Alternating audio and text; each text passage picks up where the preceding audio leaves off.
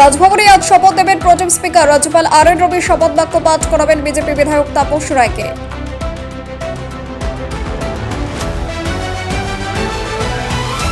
গতকাল গ্রেপ্তারের পর আজ আদালতে হাজির করা হবে সুজিত বসুকে। ইডি হেফাজতে রাজ্যের প্রাক্তন মন্ত্রী সুজিত বসু।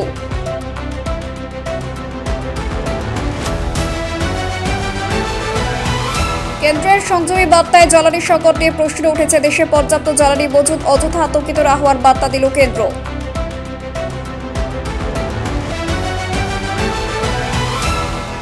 আজ অসমের মুখ্যমন্ত্রী হিসেবে শপথ নেবেন হিমন্ত বিশ্ব শর্মা। বিজেপি শাসিত রাজ্যের মুখ্যমন্ত্রীরা আমন্ত্রিত উপস্থিত থাকবেন শুভেন্দু অধিকারীও। আজ সন্ধ্যের মধ্যে কেরালার পরবর্তী মুখ্যমন্ত্রীর নাম ঘোষণা। খবর কংগ্রেস সূত্রে 15 মের মধ্যে শপথ গ্রহণ।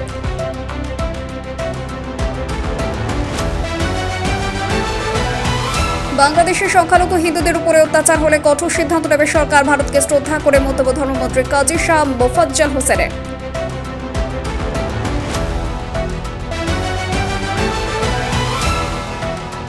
আইপিএলের টানা 4 হার পাঞ্জাবের। আজ মুখোমুখি গুজরাট ও হায়দ্রাবাদ। সন্ধ্যে 7:30 শুরু খেলা।